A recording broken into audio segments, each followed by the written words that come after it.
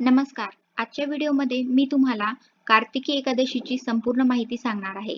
त्यामध्ये कार्तिकी एकादशीचं व्रत कसं करावं, म्हणजे कार्तिकी एकादशीचा उपवास कसा करावा, कार्तिकी एकादशीचं महत्त्व, तसेच या एकादशीचा व्रत करण्यामागे छोटीशी कथा काय आहे, अशी बरीच माहिती तुम्हाला आजच्या व्हिडिओमध्ये मी सांगणार आहे. यावर्षी गुरुवार दिनांक 23 नोव्हेंबर रोजी कार्तिकी एकादशी साजरी केली जाणार आहे. या कार्तिकी एकादशीला प्रबोधिनी एकादशी किंवा देवउठणी एकादशी असेही म्हणतात.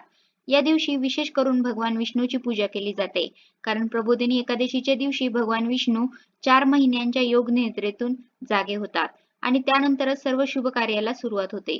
पण यावर्षी चातुर्मास हा 4 महिन्याचा नसून अधिक मास आल्यामुळे 5 महिन्याचा होता. त्यामुळे 5 महिन्यांच्या कालावधीनंतर भगवान विष्णू योग निद्रेतून जागे होणार आहेत. या दिवशी अनेक जण भगवान विष्णूला प्रसन्न करण्यासाठी व्रत आणि पूजा करतात.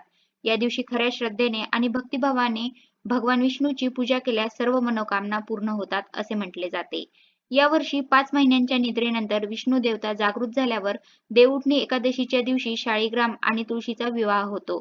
आषाढ महिन्यातील शुक्ल पक्षातील एकादशीपासून म्हणजेच देवशयनी एकादशीपासून श्रीहरी झोपी जातो आणि नंतर देवउठणी एकादशीला उठतात.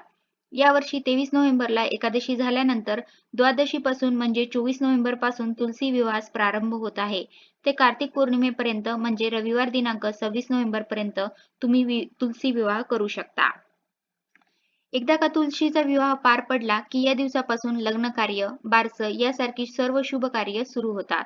आपल्याकडे मराठी कॅलेंडरनुसार एकादशीच्या दुसऱ्या दिवशीपासून म्हणजे द्वादशीपासून तुळशी विवाहास प्रारंभ होत आहे. पण काही जण एकादशीच्या दिवशी सुद्धा तुळशीचा विवाह करतात. तर तुम्ही एकादशीच्या दिवशी सुद्धा तुळशीचा विवाह करू शकता. कार्तिकी एकादशीपासून ते कार्तिकी पौर्णिमेपर्यंत तुम्हाला या दिवसामध्ये जेव्हा जमेल तेव्हा तुम्ही तुळशीचा विवाह करू शकता. देवउठणी एकादशीची पूजा कशी करावी? तर या दिवशी सकाळी लवकर उठून स्वच्छ स्नान करावे, स्वच्छ कपडे परिधान करून सूर्यदेवताला अर्घ्य अर्पण करावे. त्यानंतर घरातील सर्व देवी देवतांची अगदी मनोभावे पूजा करावी. तसेच या दिवशी भगवान विष्णूंना पिवळी फुलं, चंदन, तुळस अर्पण करावी. धूपदीप लावून त्यांची आरती करावी, कारण या दिवशी भगवान विष्णू 4 महिन्याच्या निद्रेतून जागे होतात. त्यामुळे या दिवशी मनोभावे विधिवत आपल्याला श्रीकृष्णाची किंवा त्यांच्या रूपातल्या बाळकृष्णाची पूजा करायची आहे. पूजा पूर्ण झाल्यावर ओम नमः भागवते वासुदेवाय या मंत्राचा जप करावा. तसेच तुम्ही विष्णूच्या कुठल्याही स्तोत्राचे पठण करू शकता. जसं की विष्णू सहस्त्रनाम किंवा विष्णूचा मंत्र देखील म्हणू शकता. त्यानंतर सर्वात शेवटी भगवान विष्णूंना नैवेद्य अर्पण करावा आणि सर्वात शेवटी मनोभावे नमस्कार करावा. तसेच पंढरीच्या विठुरायाचे स्मरण करण्याचा आणि त्याच्या नावाने उपवास करण्याचा हाच तो दिवस. तर एकादशीचा उपवास घरातील सर्व सदस्यांनी करावा असं काहीच नाही. घरातील कोणीही एका व्यक्तीने केला तरीही चालतो. हा उपवास दिवसभर करावा.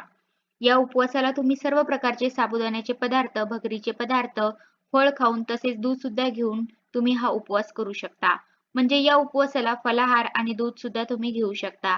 त्याचबरोबर या दिवशी तांदळाचे पदार्थ सुद्धा खाऊ नयेत असं म्हटलं जातं.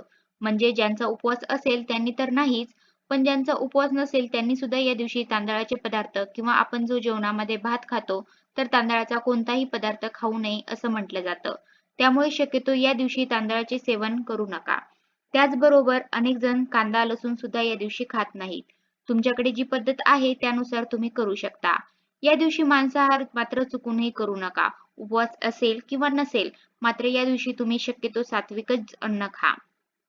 तसेच एकादशीच्या पवित्र दिवशी आपल्याला घरातील वातावरण सुद्धा चांगलं असावं.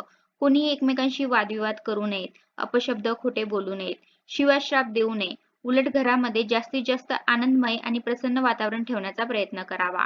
कारण या दिवशी घरामध्ये जितकी प्रसन्नता असेल, तितकंच जास्त एकादशीचं पुण्यफळ आपल्याला मिळत असतं. त्यामुळे या गोष्टीची सुद्धा आपल्याला काळजी घ्यायला हवी. एकादशीचं व्रत करण्यामागे छोटीशी कथा काय आहे? मृदुमान्य राक्षसाने भगवान शंकराची भक्तिपूर्वक आराधना केली. त्याचा भक्तिभाव पाहून भोलेनाथ शंकर प्रसन्न झाले. त्यांनी मृदुमान्य राक्षसाला वर दिला की तू कोणाकडूनही मरणार नाहीस, पण एका स्त्रीच्या हातून मरशील. असा वर मिळताच या राक्षसाचा मृत्यूपण नष्ट झाला. त्याने प्रथम देवांचा पराभव केला. परंतु शंकरानेच त्याला वर दिल्यामुळे कोणाचे काही चालले नाही. सर्व देव व भगवान शंकर एका गुहेत लपले. त्यांच्या श्वासातून एक देवता निर्माण झाली. तिचे नाव होते एकादशी. तिने मृदुमान्याला ठार मारले. तेव्हा भरपूर पाऊस कोसळला. त्यामुळे देवांची अंघोळ झाली व भुयारात लपून बसल्यामुळे उपवासही झालाच. त्या दिवशीच्या घटनेपासून एकादशीचे व्रत म्हणून उपवास करण्याची प्रथा सुरू झाली. तर अशी ही एकादशीचं व्रत करण्यामागे छोटीशी कथा आहे. धन्यवाद.